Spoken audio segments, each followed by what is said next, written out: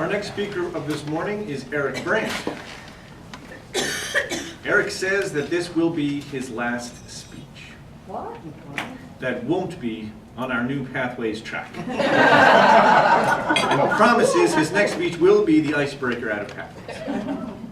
Eric recently read an article entitled 3 Quick Practices to Counteract the Stress Response. We seem to have a theme developing this morning. Eric would like to share those practices with you here this morning today. So in his speech entitled 3 Quick Practices to Counteract the Stress Response, for an 8 to 10 minute speech, please help me welcome Eric.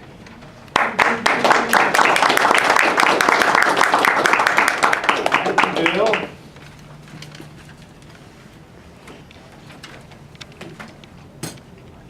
Good morning, Toastmasters. Good morning. Good morning. I feel like I should change the word of the day to serendipity. We did not coordinate this. How do you know when you're stressed?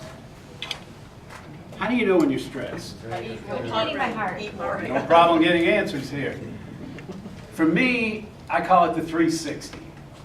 It's usually when I'm at my desk, I'm standing there and I look at something and I say, I gotta do that, and then I say, oh, well, I need to do that. And then I turn to where the phone is and there's something there, and then I turn around and there's a credenza and that's left from last week. And I just find myself turning in a circle of things to do. And I can do this in a kitchen, I can do it in the garage, I can do it outside. I also know that I'm stressed when I react with words that were not well chosen. And I feel the most stress sometimes when the phone rings and I look at the number and I swipe decline. These are how I know I'm stressed. I want to share with you the article, 3 Quick Practices to Counteract the Stress Response. Now notice I didn't say an article about how to relieve stress. When you relieve stress, I think it's a little bit hocus pocus. It's a little bit about altering the mind, it's altering your environment, it's maybe food, drugs, alcohol, all things from the outside, trying to change your stress response. And the reason I chose to share this with you right now, right here today, is because I think we're in the most stressful time of the year, right now. The holidays are over, and we had a good run. Christmas comes, or Thanksgiving comes, it's a 4-day weekend. Roll into Christmas. This year we had 2 full half weeks between Christmas and New Year's. We hang on for Martin Luther King Day for that last 3-day weekend, and it just fizzles on President's Day. And now we've got nothing to look forward to except cold, bone-chilling weather, and the next 3 days Memorial Day.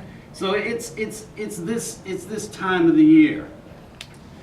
So let's talk about step 1, how to counteract the stress response. Now, if I talk about the science, it gets complicated. We have to talk about cortisols and oxytocin and oxygen saturation and circulation and inflammation.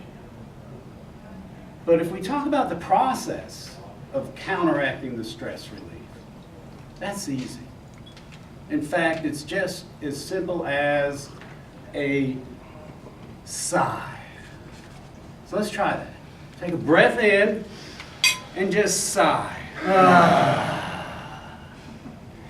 You don't have to be a yogi and you don't have to be a meditator. And even world-class athletes, nursing mothers, or both will tell you that breath is the key to their success. It all happens with breath. The reason breath works is because it's that one time when you are present. most of the time we spend our time either in the future, which creates anxiety, or we're in the past, which creates depression. And 95% of the time, that's where we are, unless we're present.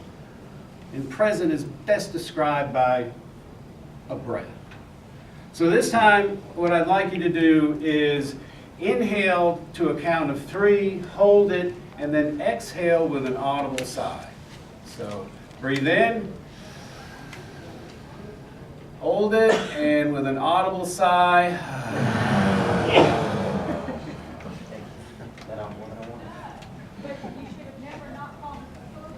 There is nowhere else in the world you can be present than in your breath.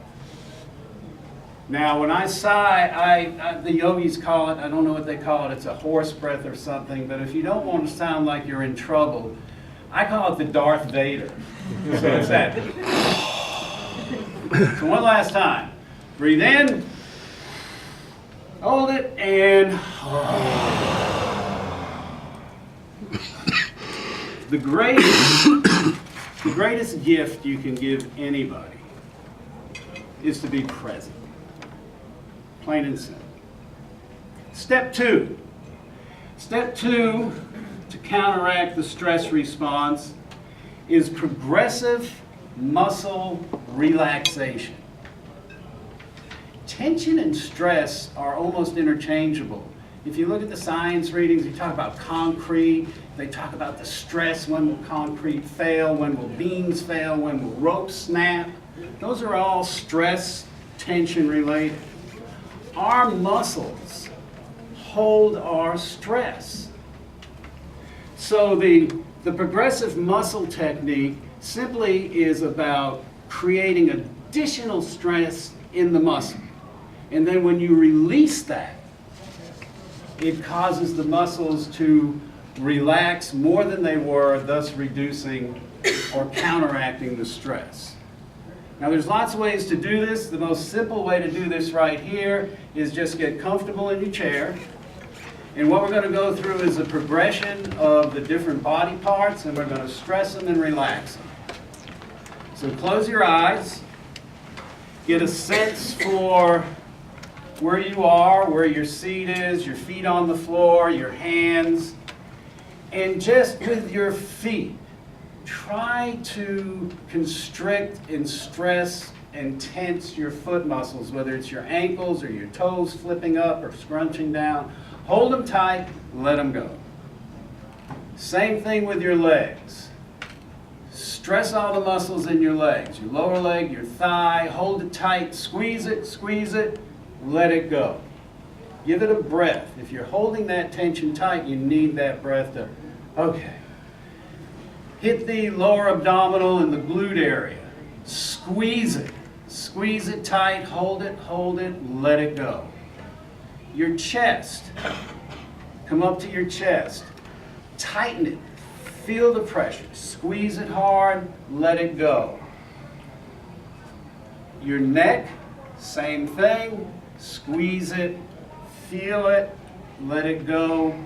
And this is why our eyes are closed. Your face, contort your face into the ugliest, I promise I'm not taking pictures, contort your face hard as you can, and then let it go. And then finally, do them all at once. Start at your feet, tighten them, your legs, your glutes, your abdomen, your chest, your arms, squeeze them tight, tight, tight, your face, and then let them go.